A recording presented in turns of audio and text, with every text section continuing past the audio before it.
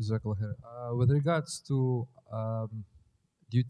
being dutiful to one's parents, does it extend to the in-laws?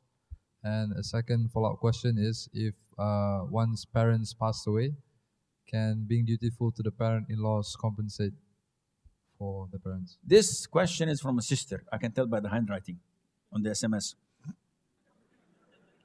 This is a lie. You know that this is a lie, but I'm joking so that those asleep can wake up.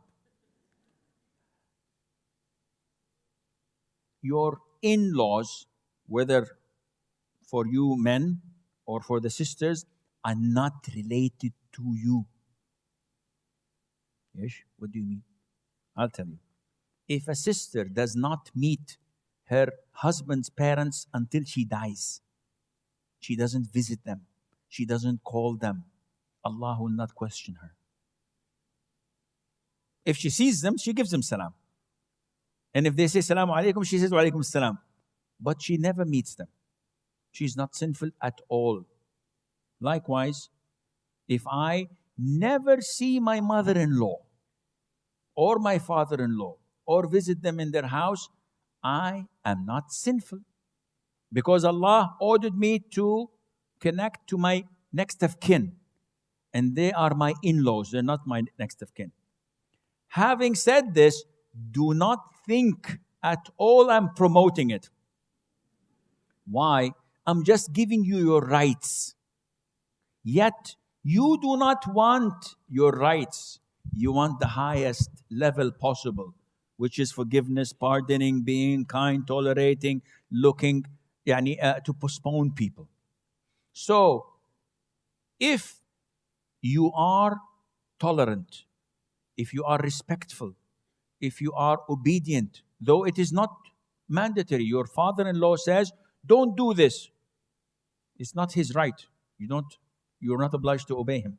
My mother-in-law says, don't go and eat out today with your husband, with my son.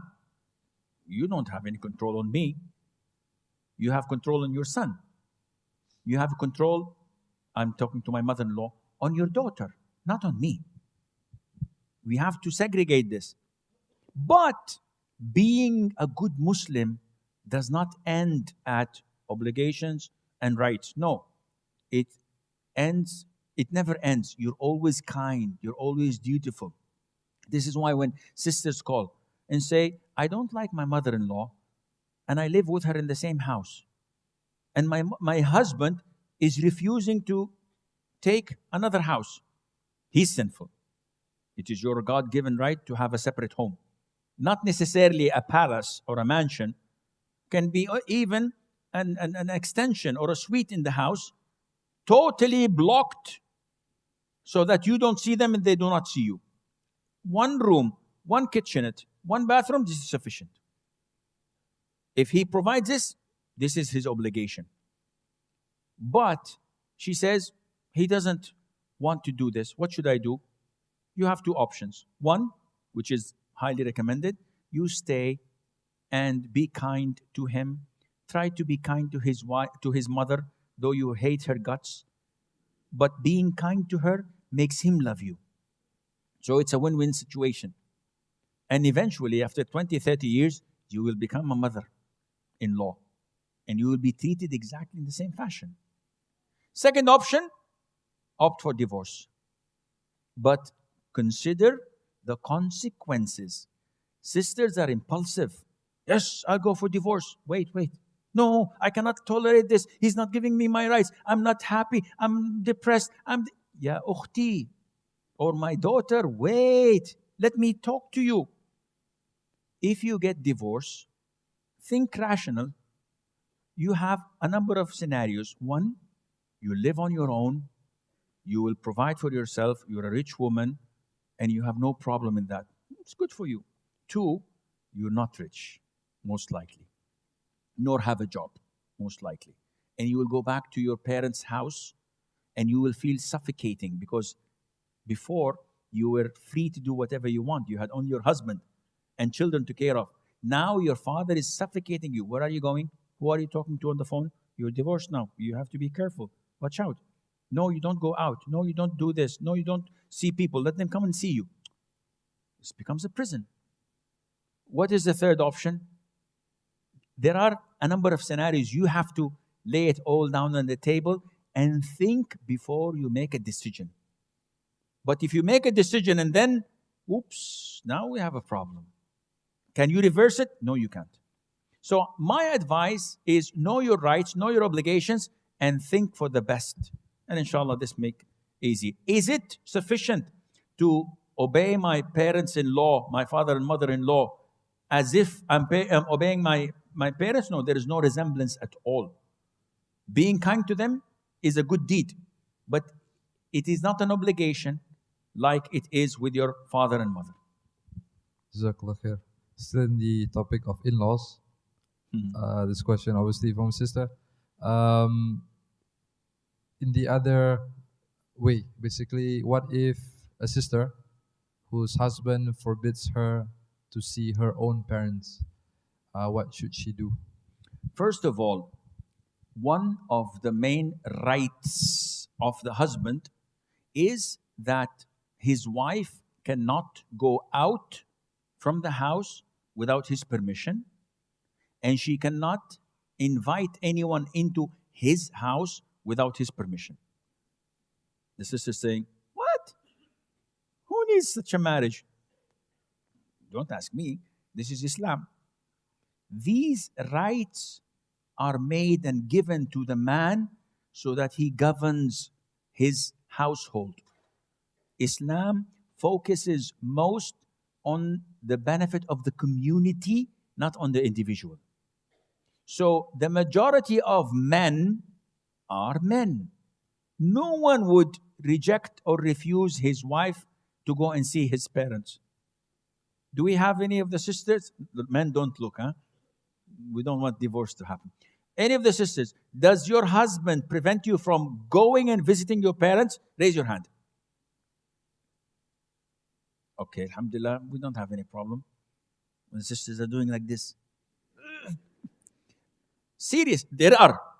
I know there are, but it's maybe 1 in 1,000 or 5,000 that would do this. They would prevent, and in 70%, they have rights. Why? Because I've touched and seen and communicated in situations where the wife goes to her parents' house, come back with shaitan, devils, jinn possessing her. And the man is complaining, Sheikh, every time she goes and meets her mother and stays for 6-7 hours, she comes a different total person. I love her, I care for her, but her mother brainwashes her. She comes with a different face, and it takes me like 7 or 8 days until she goes back to normal. This is why I say, no more going to your parents. So would I say that he's wrong? No, he's not wrong. He has the full right to do so. Yet, maybe there's 1 in a million who's abusive. He says, I don't want you to see your parents. This is his rights. He has no right to stop her from communicating. She can call. She can meet them elsewhere. If she sees them in the market, she will greet them. If she sees them in a wedding, in a relative's house, in an occasion, no problem. He cannot tell her not to meet them. But he has the right to tell her not to visit them. And they are not to come to his house. Because the Prophet said that one of the man's rights not to be admitted to his house without his permission. Anyone. So if we manage to do this, and the women have the power in their hands to manipulate men like dummies. You know, they have the strings in their fingers. When she talks to the man in a masculine way, he will never concede. But when she exposes her weakness and feminist side and say, please, honey, do this, do that, the man melts like butter in the sun. Whatever she tells him, he does it. She has to know the strategy. Sometimes the strategy is through his stomach. Make a good meal and then ask whatever you want. approved. He has no problem. Sometimes by being kind and by not retaliating or responding to his abuse, some men may shout, and why did you do this? And the woman does not speak. After half an hour, he becomes regretful. What have I done? So he tries to fix it up. I'm going out. Do you want something from outside? No, thank you. Now she's making me feel more and more guilty. 2, 3 similar requests, and then she presents her case. Okay, no problem. He agrees. You have to know the strategy, how to come. But this requires another lecture, inshallah.